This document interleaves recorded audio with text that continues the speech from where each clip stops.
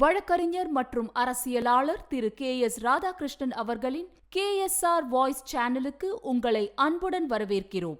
அனைவருக்கும் வணக்கம். என்னுடைய சுவடில் நகர்வாலா ஊழலை பற்றி போற போக்கில் பேசினேன். அது எப்படி நடந்தது, எவ்வாறு நடந்தது, என்ன சூழலில் நடந்தது என்பதை இன்றைக்கு விரிவாக சொல்ல விரும்புகிறேன்.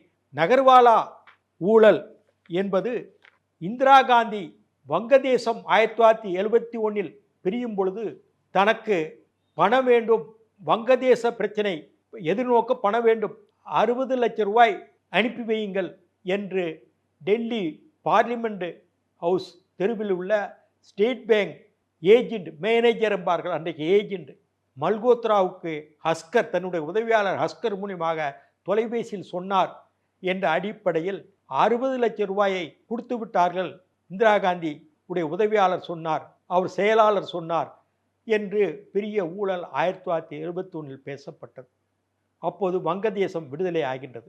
அப்படியா நிலையில் அந்த ஊழல் எப்படி நடந்தது என்பதை என்று பார்த்தால், அந்த லூட் எப்படி நடந்தது என்று பார்த்தால், மல்கோத்ரா திங்கட்கிழமை 24 மே மாதம் 1971 இந்த மாதிரி ஃபோன் வந்தது. ஹஸ்கர் பேசினாரே, பிரதமர் ஆஃபீஸ்லேருந்து பேசினாரே, 60 லட்ச ரூபா வேணும், வங்கதேச போர் விடயத்துக்காக வேணும், உடனே கொடுத்து அனுப்புங்க அன்னுக்கு சொல்லும்போது, அதுக்கான வவுச்சர், அதுக்கான கடிதங்கள், ஆவணங்கள் கொடுக்குறோன்னு சொன்னாங்க. பிறகு வாங்கிக்கிடலாம், கொடுத்துருங்க அன்னு அங்கே பிரதமர் அலுவலகத்திலிருந்து தொலைபேசியில் பேசினார்கள் என்று அவர் மல்கோத்ரா சொன்ன விளைவாக பணங்கள் உடனே அந்த கவுண்டரில் இல்லை. அந்த பணத்தை பாதுகாப்பாக உள்ள அறையில் திறந்து கணக்கெடுத்து 100 ரூபாய் நோட்டுகளாக அதை பண்டலாக கட்டி ஏதோ ஒரு குறிப்பிட்ட இடத்தில் டெல்லியில் கொடுக்க வேண்டும் என்று சொல்லிவிட்டார்கள். அப்படி கேட்கும்போது அதற்கான 100 ரூபாய் இப்போல்லாம் 2000 ரூபா வந்தது, 500 ரூபா இருக்குது. 100 ரூபா நோட்டாக எண்ணணும், நேரமாகும், மணிக்கணக்காகும், எனக்கு இவ்வளோ நேரம் ஆகும், எண்ணி தான் கொண்டு வர முடியும் 60 லட்ச ரூபாயை என்று மல்கோத்ரா சொல்கிறார். அன்றைக்கெல்லாம் ஏஜெண்ட் அப்பாங்க, ஸ்டேட் பேங்க் ஏஜெண்ட், இப்போ தான் மேனேஜருங்கிறாங்க, மேலாளர். அப்படி சொல்லும்போது உடனே அவர் இந்த மாதிரி ஒரு பணத்தை தயார் பண்ணிட்டு இருக்காங்க மல்கோத்ரா. அவர் எதுக்க முக்கியமாக ஒரு ஓய்வு பெற்ற மேஜிஸ்ட்ரேட் மதுராதாஸ் இருக்கிறாரு. அந்த தொலைபேசி வரும்பொழுது யாருக்கு, மல்கோத்ராவுக்கு. இதை சொன்ன உடனே மதுராதாஸ் ரொம்ப கவனித்து செய்யுங்க, அதுக்கான ஆவணங்கள் வாங்கிட்டு செய்யுங்க, நீங்கள் பாட கொடுத்துடாதுங்க, யார் வேணால் பேசுவாங்க, எல்லாம் நீங்கள் பிரதமர் அலுவலகத்துக்கு போய் கொடுங்க ஆங்கிறார். சரி, பிரதமர் அலுவலகத்திலேருந்து பேசுகிறவங்க யாராவது உங்கள் எதுக்கு இருக்கிறாங்களா, அவங்கள வெளியே போய் சொல்லிட்டு பேசுங்கன்னு சொல்கிறாங்க. அந்த மேனேஜர் மல்கோத்ரா ரூம்லேருந்து, பார்லிமெண்ட் ஹவுஸ் ஸ்டேட் பேங்க் பிரான்ச்லேருந்து வெளியே போங்க அன்னு மல்கோத்ரா மேனேஜர் பேசுகிறாரு. எல்லோரும் வெளியே போய் சொல்லிட்டு பேசுகிறாரு. நீங்கள் உடனே பணத்தை எடுத்துகிட்டு வாங்க, இப்போ பிரதமர் உங்கள் பேங்க்லேருந்து 60 லட்ச ரூபா கொண்டு வர சொன்னார் ஆன்னு சொன்ன உடனே இந்திரா காந்தி சொன்னாங்க ஆன்னு இவர் நம்பிக்கையோடு எடுத்துகிட்டு போகிறாரு. எடுத்துகிட்டு போய் PN ஹஸ்கர், அவர் தான் செயலாளர், அவர் முக்கியமான ஆள், இந்திரா காந்திக்கு மனசாட்சி மாதிரி இருந்தவர், இந்திரா காந்தியுடைய செக்ரட்டரி PN ஹஸ்கர் பேசிட்டாரு. அப்போது டெல்லியில் இந்திரா காந்தி சாரில் பேசுவது PN ஹஸ்கர் தான் பேசுவார். அவர் சொல்லிட்டாரு, பணத்தை கொண்டு போய் கொடுத்துட்டாங்க. கொடுத்த பொண்ணை இது வெளியே வருது, செய்தியாக வருது, நாடாளுமன்றத்துக்கு கிளப்பப்படுகிறது. கிளப்பப்பட்ட உடனே அந்த யார் ஃபோனில் பேசுகிறாங்களோ அப்புறம் மடக்கி பிடிச்சிட்டாங்க அந்த குற்றவாளியை. இப்படி தான் அன்றைக்கு நகர்வாலா ஊழல் நடந்தது. இது பெரிய ஒரு குற்றச்சாட்டாக இந்திரா காந்தி மேல் அன்றைக்கு பேசப்பட்டு எதிர்க்கட்சிகள்லாம் கடுமையாக சாடின. நாடாளுமன்றத்திலும் இதை குறித்தான விவாதங்கள் நடந்தன.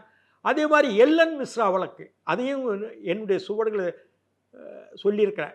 அவரை கொன்னுட்டாங்க. அவர் பட்னாவுக்கு போகிறாரு தன்னுடைய ரயில் பயணத்தில். அவரையும் இந்திரா காந்திக்கு ஒரு நம்பிக்கையான அமைச்சர், மத்திய அமைச்சர், அவரையும் கொண்டுட்டாங்க. இந்த 2 விஷயங்களும் இந்திரா காந்தி பேரில் மர்மமாகவே இருந்தது. நகர்வாலா ஊழல், எல்என் மிஸ்ராவுடைய படுகொலை, குண்டு வீசி அவர் சாகடித்தது. இந்த மாதிரி இந்த பணம் யார் அப்படின்னா கடைசியில் கொண்டு போனாங்க, எப்படி பேசுனாங்க, எப்படி பிரைம் மினிஸ்டர் இப்படி தைரியமாக பேச முடியும், அதை பற்றி விசாரணை நடத்தப்பட வேண்டும். இந்திரா காந்தி ராஜினாமாவே பண்ண சொன்னாங்க எதிர்க்கட்சிகள். எல்லாருமே சொன்னாங்க, எதிர்கட்சிகளாக இருந்த அத்தனை பேர் சொன்னாங்க, கம்யூனிஸ்ட் கட்சி கூட இது சொன்னாங்க. இன்னைக்கு கம்யூனிஸ்ட் கட்சி இந்தியா கூட்டணியில் இருக்காங்க. கடுமையாக பேசினார் அன்னைக்கு. யார், பி ராமமூர்த்தியே பேசுறது உண்டு. அதே மாதிரி சிபிஐ பேசுனாங்க, எல்லாரும் பேசுனாங்க இந்த ஊழலை. சிபிஐ அன்னைக்கு தெரிக்கும் அவங்களுடைய இந்திரா காந்தியோட தோழமை கட்சி. சுதந்திரா கட்சி கடுமையாக அதுக்காக ராஜாஜி தலைமையில் இந்த சுதந்திரா கட்சி எம்பிஸ்லாம் இருந்தாங்க, கடுமையாக பேசுகிறேன். நகர்வாலா ஊழல் பெரிய ஒரு குற்றச்சாட்டாக இந்திரா காந்தி காலத்தில் நடந்தது. அது இன்னைக்கு புஸ்தகமாகவே கொண்டு இருக்காங்க. ஒரு நல்ல அருமையான புத்தகம் இந்த புத்தகம். இதை அனைவரும் படிக்க வேண்டும். அன்னைக்கு காங்கிரஸ் எப்படிலாம் இருந்தது என்று இதை படிக்கணும். இன்னைக்கு காங்கிரஸ் ஏதோ எல்லாமே பெரிய கட்சி, எல்லாமே தேவதூதன் அனுப்புகிற கட்சி, ஜீசஸ் கிரைஸ்ட் அனுப்புகிற கட்சி அண்ட் காங்கிரஸ் திராவிட முன்னேற்ற கழகத்தை சொல்கிறாங்கல்ல, இறை தூதர்களாக இருக்காங்க இல்லையா, இவங்க தெரியணும்.